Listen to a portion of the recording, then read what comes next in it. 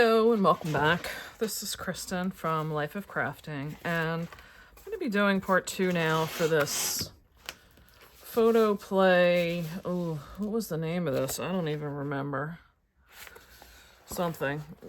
I'll post it in the title. I don't even remember. Like I said, I was working on these, and then I haven't been down in my craft room for a good probably month. Yeah, just, sometimes you lose your mojo. So I'm going to take you along. This will be, like I said, part 2. There was part 1 where I showed you the papers and the first 3 styles. Oh, I'm having a really hard time trying to see this on my table. So this was another design by, if you hold on, let me get this on here. This is another card sketch from Operation Right Home, sketch 26. So I'm following the sketch pretty well. I kind of feel that this is a little bland. The stamp is a Recollections one. I really do like some of their fonts and the things they do. This is, all I know is there was a 529289. That was, I believe, on the packaging, I guess. It doesn't say, but that was all of the stamps that were in there. I did, in one of them, show you some of the prior ones I made, and I guess, I don't even remember if this was, I cut these out of a scrap or if I cut new. But I fussy cut these out of one of the paper prints. They had a all over print. And like I said, I don't remember if I had some scrap, and that's what made me decide to fussy cut that on here. So I'm just bringing you in now to kind of show you, like, yeah, I followed the sketch, but it still needs something else.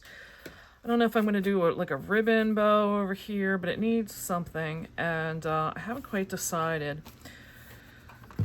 But I kind of wanted to bring you along on the journey of like how you got to go through, and sometimes you just need to make the stuff and then figure it out as you go along. So I'm going to finish this.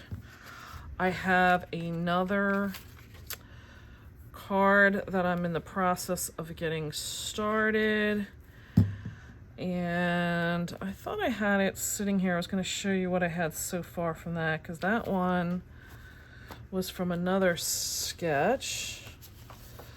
This is what I have so far on this one. I'm using sketch My Favorite Things 494. And so far, I just took some of these papers I had, because again, I'm trying to use all this up. Cut this out of that poster board that I talk about that I get in a big, huge poster board size from Hobby Lobby for, like $1.99. I'm using my fluted ovals from Spellbinders. I love, love, love these. I love them because you can get just an oval out of it, and then you get the embossed part, which is the indents that makes the fluting, and then they give you like the other one for the inside. So I feel like it's like double the value, because you can just use the ovals, like I said, by themselves. You don't have to use the part that embosses. So anyway, this was where I started, and I had some of the leftover paper that I used from one of the cards in the first series, where I had some the ornaments that I could fussy cut out. So this is what I have so far. The sketch talks or shows that you're supposed to have like a sentiment here. I may or may not. I have the sticker sheet that comes with this. I'm debating if I want to try and use something off of here. I have some ideas. So I'm going to finish gluing all these down. I have a few more of these ovals to be fussy cutting, and then I'm going to be putting them together. Like I said, I have these 3 cut out and ready to be glued. Oh, I don't know where that piece got to. See, this is what happens when you put stuff aside for a while and then you come back to it. I'm sure I have another one somewhere. So I'm going to get all these in line, and then I will be back. I'm back after another long hiatus. Yeah. So I glued all these that I showed in the last video, and I still haven't figured out what I want to do, and I still have not thought about or what I want to figure out for over here. But I'll get to that before I finish. I do have my third idea. As I sat here, I looked, I have, you know, only a partial sheet of this, a full sheet, 1 2/3 sheet of this, and then like 1 and some scraps of this. So I'm figuring I want to use this holly sheet up, so I'm going to bring in this sketch, and that's going to use a good chunk. It's going to be a looks like 5 by 1/4, looks like this layer of the printed paper, by 4 by 5 1/4. So that's going to use up a good chunk. So what I thought about is I want to bring in this sheet, because if you look at the sketch, you've got one print here which is showing purple in the whatchamacallit, in the sketch. There's going to be a blue, so I figure I can pull in, you know, one of these partial sheets for that. And then there's going to be this big solid piece of cardstock, and the sentiment's going to be something small here. And I'm going to keep that. But I looked at the sheet and I'm like, I've got a big Santa going here, so that's 1. I got 2, 3, these are 2 separate ones, and I've got the 2 trees on this sticker sheet. So I'm going to make 5 cards using this sketch, and that'll get some good chunks off of this. So I'm going to prepare for that. I pulled the next sketch, and I haven't quite thought this one out yet. I should say I found this one on Pinterest, and there's no name. Unfortunately, I can't tell you what. Hopefully I'm showing it close enough you can get my measurements off of it, but yeah, I don't know like where that one was from. This one is from Mojo Monday, and it's number 547. So I thought this would be another good one because it's going to use a good chunk up here. Kind of getting to the point where I just want to get this done. It's like that noose around my neck. So I do have some, I had pre-cut some of the red and the green, so I'm going to use that in here. I have one little chunk left of that like goldenrod color, and then that lovely gold that I like. So we're going to get some sketches together and then wrap this up. I'll be back. Hello, I'm back. This is like the third time I'm trying to wrap up part 2 of this series. So here's my finished cards for this series. To go through what I used to finish these up, this was the one I wasn't sure like how I wanted to add a little something extra, and I brought in the Impression Obsessions. I'm not sure if this is the exact name of it, but I will put a link down below that will give you the exact set. I like this set because when you die cut, you get these tiny, not tiny, but small little accents of these sprigs. And you can use, if you leave the paper in the dies, it will give a little bit of a raised texture, and then you can use that as a stencil to add more detail, and I love how those come out. So that was a little something extra.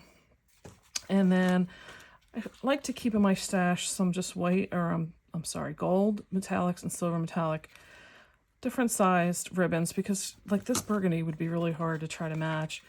And I like the gold that give a little bit of a bling. This was bought at Hobby Lobby.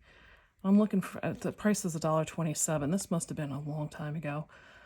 I do look in the bridal section as well, because they have a lot of additional things that you don't find over in the ribbon section by the sewing stuff. So keep your eye out for there, and the seasonal too. So that's where you can find some good stuff from them.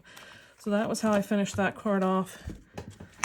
And then this is the one I did with the Spellbinders Fluted Oval, and I did have to stash some scraps behind here. I'd forgotten that before.